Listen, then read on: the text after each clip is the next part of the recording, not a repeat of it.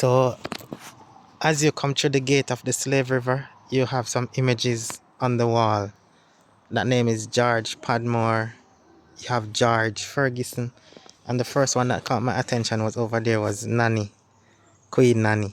And you have Malcolm X and then you have Emmanuel on this side of the wall. So I like the green ambience that I just come through come through the gate, and then you also, these are some massive graves, ancestral graves you can find here. And there you have Marcus Garvey right there, Kwame something on the other hand. Those names, I'm not sure how to pronounce those names, but yeah, look at the grass. The grass is so green and lovely. So you have a few quite more pictures and photos on the wall right around. That is Martin Luther King over there. Yeah. Okay. So that is it at the front.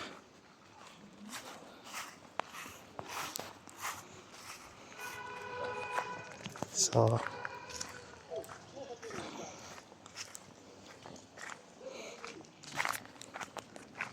our tour guide is here.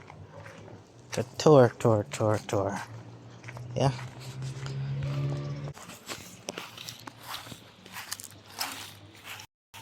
Ancestral graveyard, and then the last Bat River. So Arsene Manson here played a critical role during the transatlantic slave trade. We have a river here and a slave market where we'll be going shortly. During the trade, that was where our ancestors had their very last bath on the motherland. So we call it the last Bat River. Yes, so we'll be going there shortly. But long before the arrival of the Europeans, our ancestors were living in kingdoms and in states. They lived in those places to do their day-to-day activities. They were always on the move, looking for new resources to exploit and get access to. But whilst they are on the move, wherever they get to, the locals, they will want to protect what they have. So there is always resistance. So they go for war because those coming want to get access, and those they want to protect what they have. So they go for war. The group that wins take those they want over as slaves. These slaves were not treated like the slaves during the transatlantic trade. No. Why? These slaves had freedoms. They had rights. They were not treated like the way the slaves during the transatlantic trade were treated. They were not in chains. They were not in shackles. They were not properties that were owned by the masters. They served for a period, and when that period is up, they are freed. Whereas with the transatlantic slave trade, you become a slave from day one all the way till the end. There was no way you'll be freed along the way. You mean until you die? Sure. You get it? Yes. Even though the trade was abolished at the time, but those who went through it and died in it, those ones were the unfortunate ones who died through that particular trade. This trade went on for over 300 to 400 years. So you can imagine the number of people who died after they were bought, they were still in slavery all the way till they passed on. Until the first group of Europeans came to the shores of Ghana here. They came to a community called Elmina. Elmina is along the coast.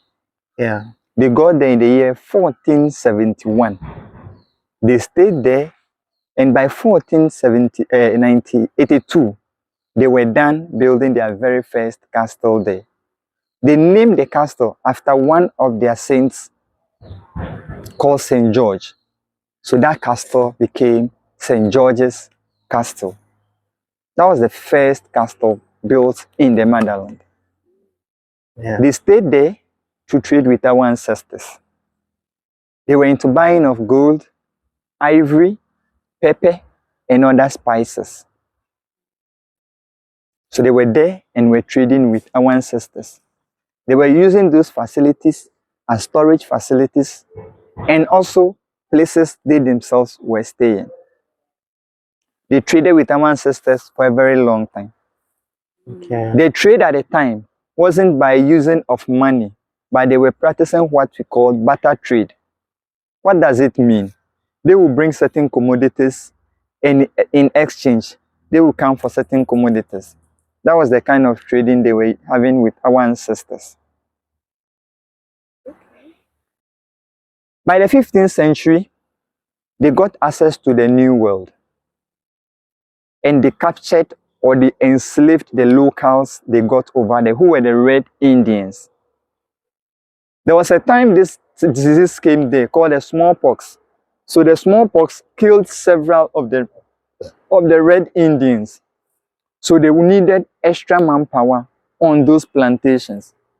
So when they came back to the motherland, they explained to our ancestors that these captives of war you got, you gave them some relative freedom to be among you. Don't you think a day will come? They will know all your secrets and they will fight against you. Why not give those people to us? We take them to the New World. They work for us on the plantation, and in exchange, we'll give you certain commodities. That was how they tricked our ancestors into going into the slave trade. They were still not using money. They were still practicing barter trade. So the barter trade was exchange of goods for goods. So they would bring certain commodities, and in exchange, they would take our ancestors or the captives of war to their place. So they were bringing items such as gunpowder, mirror, alcohol, beads, mirror, I've mentioned mirror already, yes. Cloths. These are some of the items they were bringing. So they would bring these items from their place to this place here, and then in exchange, they would take the captives of war. They took these people to the New World for them to work on the plantations for them. They made a lot of gains out of it because these young men and women they were taking were very well built, very energetic. So they got a lot of resources out of it. Mm. Up until this day, still they were, yes, and still they are here to exploit some of the manpower we have around. Yes. Okay. When they went there, they came back here to see that they were losing the Red Indians there. So they came to discuss with our ancestors that this captive of war that you have, give them to us, we take them there. As I told you initially. So they took them to the New World and were working for them there.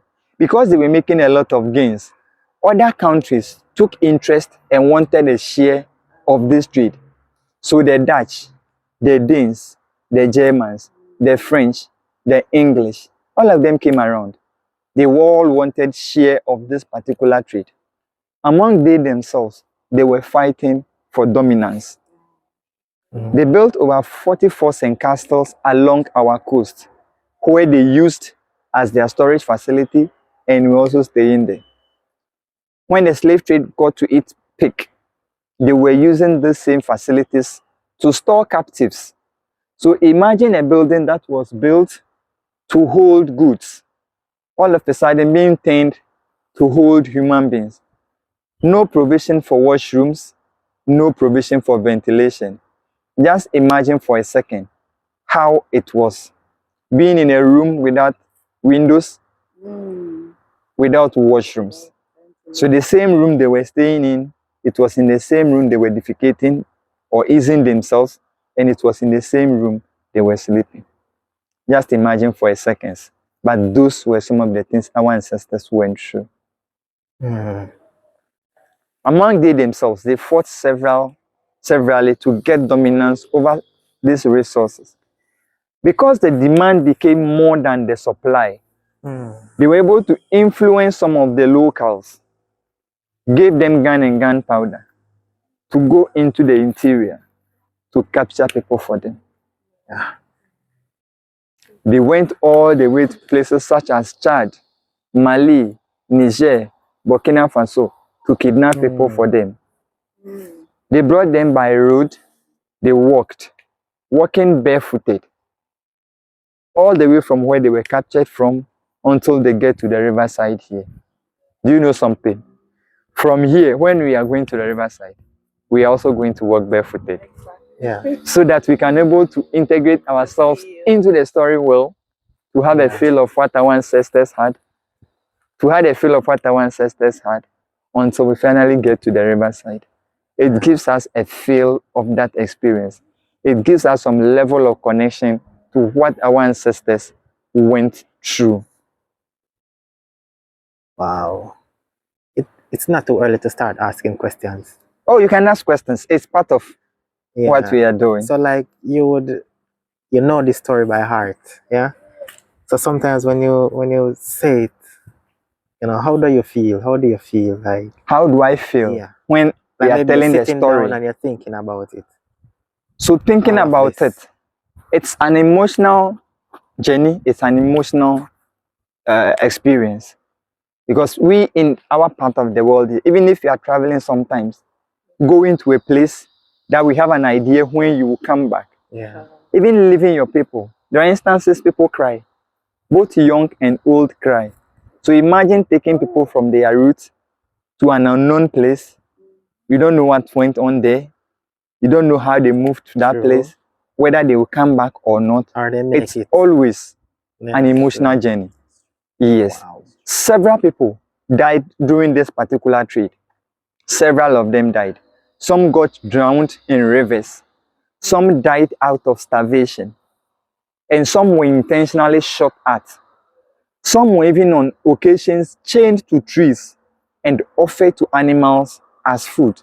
By so doing, they were using that method to take the attention of wild animals in those forests from the rest of the people, so that they will feed on that individual and the rest of the people can have a free passage. So it's always a story or an issue of emotions. Yes. So to me, after maybe I'm done with you and I'm seated in the chapel here, there are times I also go into my own mind to think about what our ancestors went through. But to me, if you ask me, it has always been an emotional journey. Yes. Yes. Wow. My mind went as far as to where you're going. Just experiencing it, because sometimes you can go into your imagination and just see yourself, okay, somebody tied to the tree and then the others trying to cross, It brings that level of emotions up. And in situations like this, it carries your emotions to another level, because it becomes like you are imagining yourself being chained to that tree. And they don't chain you, they strip the back of the individual. When there are cuts and the blood is coming, the wild animals are able to sense the smell of the blood. They move towards that person to feed on that individual. So just imagine how it is. So it's a whole experience that gives that level of goosebumps anytime you think about it. But that was the reality. So when I get brothers and sisters coming back to the park here to listen to the stories, I always tell them I'm happy they are in, because it gives you the opportunity to know what our ancestors passed through. So that wherever you find yourself, you will know that you are a descendant of someone who survived, because several people went through this journey and couldn't make it to the new world. Yeah. So if you get the opportunity, you are alive and you come back to the park here, you use that opportunity to replan your way forward. You don't see yourself as a loser, you see yourself as a descendant of a survivor. Yes. I see what's written on this wall.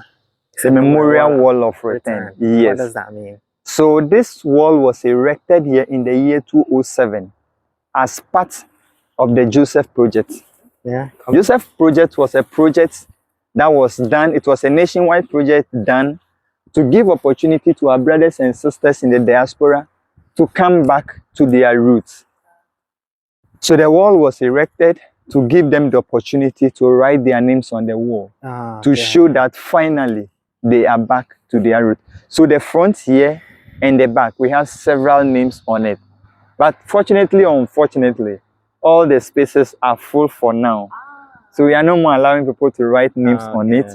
But management is planning something beautiful else. Yeah. Next time you'll be here, by then that one will be ready and you can be able to write your name on it to show that yes, finally you are back to your roots. True. I like that. The graveyard this way, when you look at your back, we have the ancestral graveyard over there. This park has been a memorial ground since 1998, where this site was built. They brought two of the descendants of this tree who were taken to the New World back to this park to be buried. The very first one on our left is of a lady. She was taken to Jamaica. Really? Yes, her name is Lady Crystal. Ah, you need to get that one. Yes, her name is Taken Lady to Crystal, brought from Jamaica to be buried in this park. The one in the middle is called Samuel Carson. He was brought from the United States of America to this particular park. They brought these two on the same day. That was July 31st, 1998, when these two mortal remains were brought back to this park for proper burial. Yes, for proper burial. They've been here with us. We see them as part of us. They were buried like the way we bury our royals, because to us, we know they are our royals. Is that a picture of Marcus Garvey? Yes, Yes. please. There is picture of Martin Luther King. There are picture of a lot of the freedom fighters over here. They are here on purpose for us to pay homage to them for everything they've done to free others from oppressors' rule. So we have several of those pictures on the walls. That is the president of former president of Ghana, Dr. Kwame Nkrumah, the very first one we have over there. In the year 2019, which was declared as Year of Return, because that was exactly 400 years when an organized ship left the shores of Ghana here, or Africa here, with documented slaves. Mm. That activity happened in 1619. So 2019 was exactly 400 years that activity happened. The year from January all the way to December was declared as Year of Return. It gave opportunity to our brothers and sisters in the diaspora to be able to come back to their roots and connect with their roots. Several of them got the message. Several of them came to the motherland. And in that year, the Prime Minister of Barbados and her team did an excavation in a slave cemetery. The mortal remains they got there were placed in a casket, flowed all from Barbados to this particular community. That is the third grave we have over there. Okay. The third one. First one from Jamaica, middle one from United States of America, and then the third one from Barbados. And all of them are here with us in the park here as a memorial or a remembrance to the activity that went during that particular trade. No wonder Jamaica, they always have this sentiment that they're connected to the motherland. So several of them do come. Yeah. Today it might not be you alone who are here. More will become. Yesterday I did about 3 or 2 different tours that they were from Jamaica. They come here a lot. They come here a lot. Same applies to those who come from the Americas. They also come and then have a feel of what our ancestors went through. From here, we'll be going to the riverside to have that connection with our ancestors. This plant, I learned you have some in Jamaica. Yes, we do have this. How do you call We it? call it Shema Maka. Oh, okay. It's played a very critical role during the transatlantic slave trade. It's a Shema Maka. Do they use it to make tea? I think this is a herb in Jamaica as well. They use it for tea. Yeah. Yeah, people use it, but I'm not so sure of the kind of things they use them for at our place here. But during the trade, it served a very good purpose. Our ancestors were using this to detect the passage of people. So when we came here, And it's closed. and when we get here and it's closed like this, what it basically means is that someone was here some few minutes ago. Because they don't know if it was a raider who was here or a friend or a brother. They wouldn't want to take chances. So they won't use this particular route. They will go to use a different one. It was able to save several of our ancestors against those who were going around kidnapping people for their trade. We'll be making a short walk to the river. Then we'll continue the story along the way. We have several of it here. All of these ones are part of it. Yeah. We have several of them here. Remember I told your ancestors were living in chains They were taken out in chains and shackles. These are evidence of that particular activity. These chains and this metal ball were found in the river in the year 205, when a group came from the United States to the park here. Whilst they were at the park, one stepped on something, they pulled it out, and it was this chain and the metal ball. It's an evidence of the kind of things they used on our ancestors. So imagine walking for your foot. yes. So imagine walking for several months with this heavy thing on your leg. How fast can you walk? And then again, it will damage your foot as well. Sure, because it's very heavy. So whilst walking, it can even damage your foot. And it makes sound. No, it keeps them grounded. It's heavy, so they had it on their legs so that they will not be able to escape or run away from those who were bringing them. If they go to the sea, they'll sink. If they go to the river, they'll sink. So it's always kept them grounded. Yes.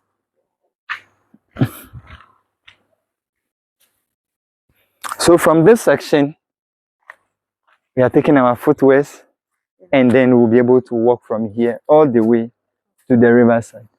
It gives us opportunity to get ourselves grounded to Mother Earth, and it gives us opportunity to have a feel of what our ancestors went through.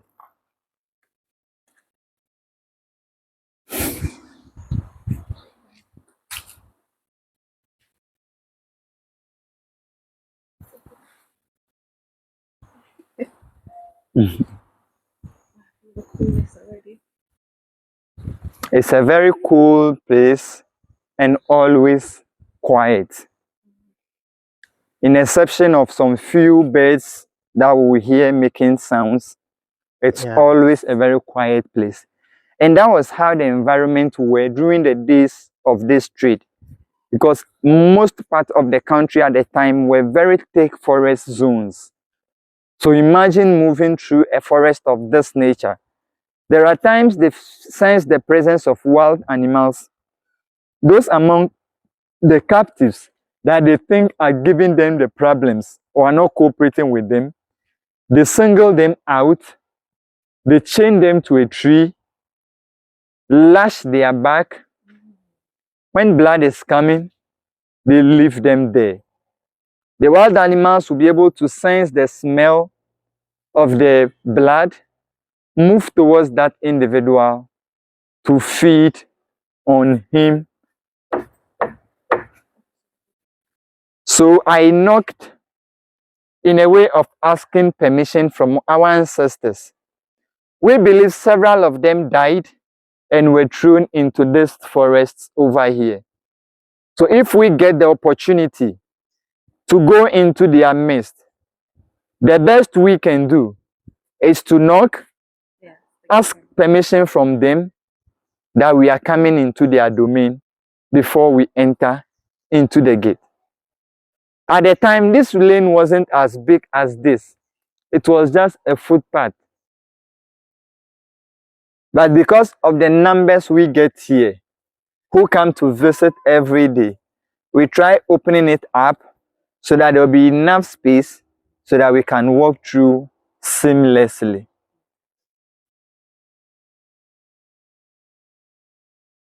Imagine walking on a journey like this for like 6 months as a young lady, because they were adding women. It wasn't only men alone, women and children were also kidnapped. When they are bringing them, they have several camps along the way where they were resting. So whilst on the journey, when they get to those camps, they stay there to relax. They stay there to relax, and whilst relaxing, they have spies among them who they send into the nearby forest to check around to see if they will get people in those places to kidnap. So when they go around and even get to a farm, maybe they see a man, the wife and children in the farm, they kidnap them. So it wasn't only men that were kidnapped, women were also included. Women of childbearing age, with the understanding that these women will get into the new world to give birth, and then the black race will never end, and we still have some of them out there to continue the activities their parents are doing on the plantations.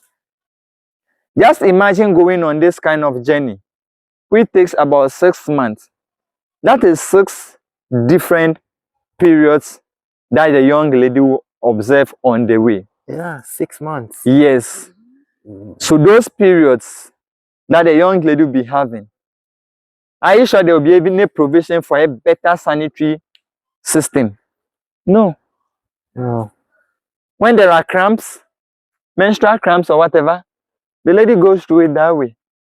With all the pains, she's still in the chains, continuing with the work. There are instances they pick children and their mothers, and when they get to the market, the merchant who is interested in the child might be from one castle, and the one who will be interested in the child must be from another castle. So right there, you will just be separated from your child in your presence, and there is nothing you can do from that place. Just imagine the trauma in such a situation. But those were some of the realities our ancestors went through. These are individuals who were brought from different parts where they don't even speak the same language. So there are instances whilst walking, there will be some who have something to tell the other or ask a question. But which language? Yeah. Which language will you even speak? Barbadian. From different places. So how can you be able to communicate with one another on such a journey? There are instances some of them will be experiencing pain on their leg because of the heaviness of the chain and then the metal ball attached to it. But how can such a person communicate to the one ahead of him or behind him that I am having this level of pain? There was no way they could do such. So the person will have all the pain into himself or into herself, all the way till they get to the new world.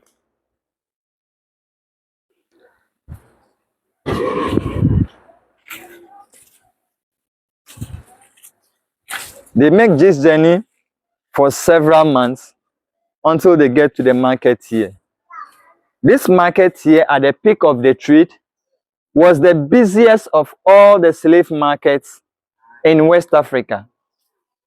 And the largest at the time was Salaga Market. There were over 63 slave markets cut across the length and breadth of Ghana. But the closest one to these major castles is the slave market in Asen Manson here. This market was very instrumental because it was almost like at the middle of 3 very influential slave castles at the time, which are the Elmina Castle, Cape Coast Castle, and Fort Amsterdam at Abanzi. Can you hear a sound? Yes. That is the river we are almost at. When we get there, I will talk to you about the activities. Mosquitoes are around. I'll talk to you about the activities that happened from this particular park. 3 unique activities happened here. The first one is the last bath. The second one is the first auction.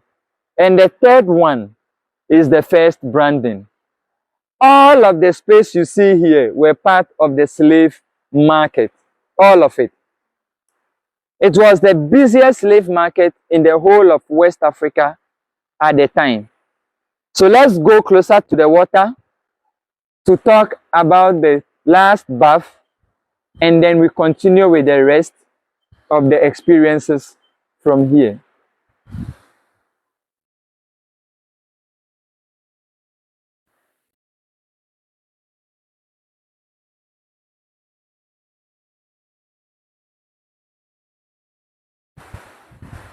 So So we have two rivers here. The one flowing is known as Nana Emisa, but the locals call it Oche, the one moving. The one very calm over here is known as Donkonsio in our local language. So Donko is a slave or a captive, and Insio it's water. So this becomes slave water or slave river. It's in this river that our ancestors had their very last bath on the motherland. Walking all the way from where they were captured to, this is where they have their very last bath. Still in chains and shackles, they are taken into this water to wash themselves of the sweat and dirt they carried all along from where they were coming from. When they finally get here, they go into the river in chains and in shackles. They use the bark of the bamboo, which is very itchy, to clean themselves. When they are done, they bring them to the open space this way for the water to dry on them. They apply shea butter on their body to keep them nourished of shining from here. They use broken mirror to take off their hair and then their beard for them to look young, because they were looking for young and energetic young men and women for the journey ahead and for the task ahead. So they were the one that was trimming us. Yes, so they will take off, the raiders will take off the hair and then the beard of the people they brought. So they are preparing the people to look very presentable from here before they sell them to the whites or to the merchants. Okay. Remember, I told you they were feeding them only once in a day. But when they get here, they feed them in a bit of better way relatively than what they were taking whilst on the way. This activity was not done out of love, no. They were doing it because most of these people have lost so much weight walking these several distances to get here. So when they give them food here, they are able to regain some of their lost weight or lost energy. After that, they have a tool they use in opening their mouth to count their number of teeth. That gives them a fair idea of their ages. So based on their ages, they are grouped and finally taken to the market to be sold into slavery. We call that activity first auction, meaning beyond here, when they even get to the castles, there are times they change hands from one owner to the other. And beyond here into the new world, they still change hands. So the auction happens all along till they get to the new world. And the next activity, which is the first branding they do here, they continue that activity all the way to the new world. And branding is the mark on the back? Exactly. So let's go to the first auction. When we are done there, we continue to the first branding.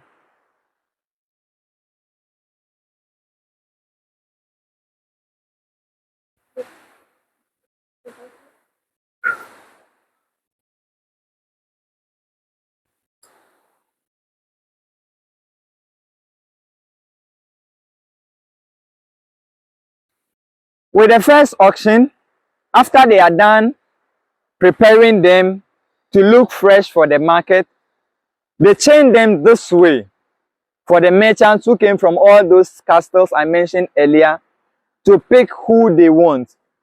They look for those who are well built and well energetic, because the journey ahead requires a lot of hard work, so they need people who were healthy and well built from such activity. They line them up in this way, and then the merchants are able to choose who they want from them. When they are done buying from here, they still don't use money, but they use the commodities such as gunpowder, mirror, alcohol or spirits, beads, sugar, and the rest. So they bring those items here. When they do the auctioning, they exchange these items for the captives. So they will give these items to the raiders, who are the locals who went into the interior to capture the people, and they in turn give the captives to the merchants from here. Those who are rejected and were not bought in this particular market were shot, killed here, and thrown either into the river or thrown into the bamboo plantations. These plantations served as holding facilities. So when they bring them, not the very day they get here that they are sold into slavery. There are times they stay here for a month or more. And whilst they are here, they chain them to these bamboos. So whether rain or shine, they are chained to the bamboos until the final day the merchants will come to do their selections from here. After they are done settling on who they want to buy, they now put marks on them.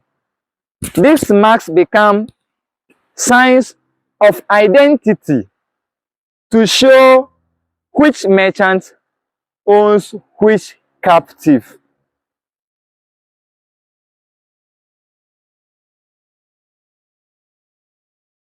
With the branding, they let them squat this way. They use metal, put that metal into fire. When the metal is red hot, they use that metal to put signs at the back of the individual, just like they are doing to this man on the board. These marks are peculiar to the various merchants who come here to buy the slaves. So on their way to the castles, they are staying in the castles. Onward transport from the castle till they get to the new world, they are able to determine or know who owns which captive based on the marks on their body. They become properties of the merchants all the way from here until they get to the new world.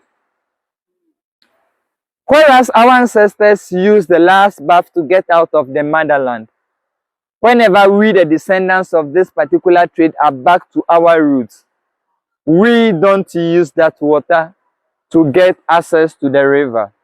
But we go through the first bath of return, because this is our first time of coming back to the river to have access to it.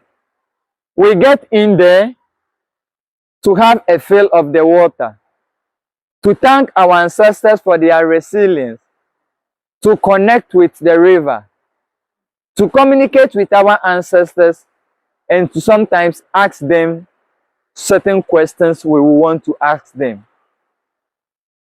We'll be going in shortly to step into the water, have a connection with the water, and be able to say or connect with our ancestors through this particular river. We know several of our ancestors passed on or went through this river. So whenever we get the opportunity to be here, it is always a solemn moment for us to get access to the water and have that kind of connection from here.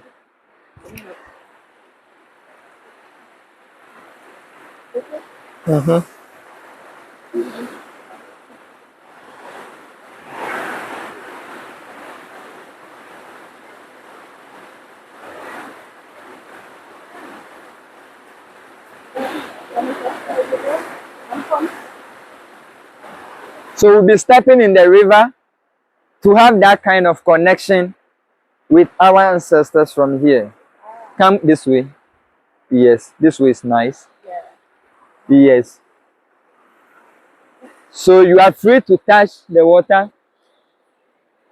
You can use it to wash your body, your hair as area. All of that you can do from here.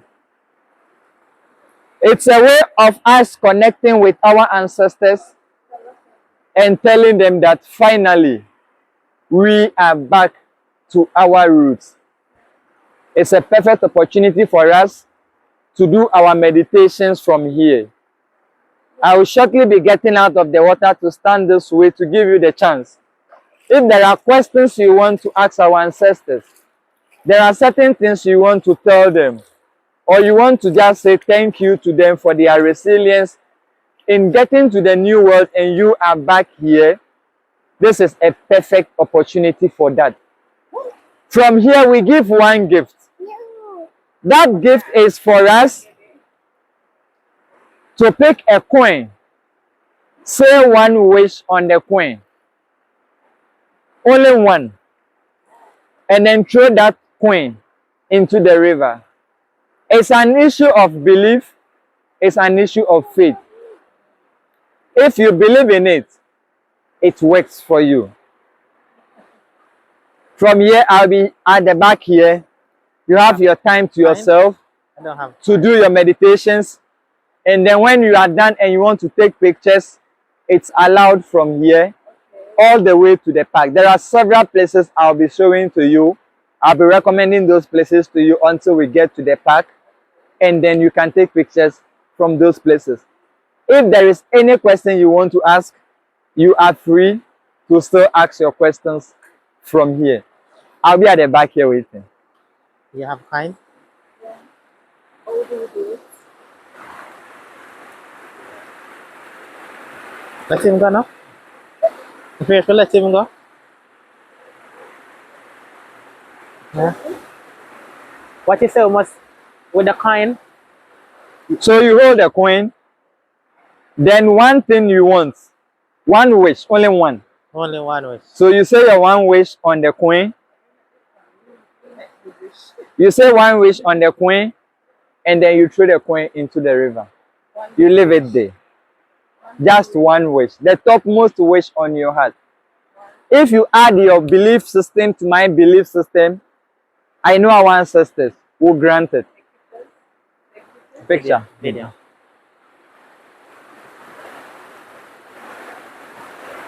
Did you start the video? You want to hold my hand? Yeah? The wish? The make a wish?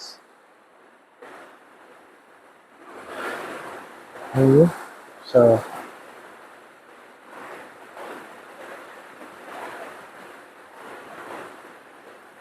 Ready, Papa?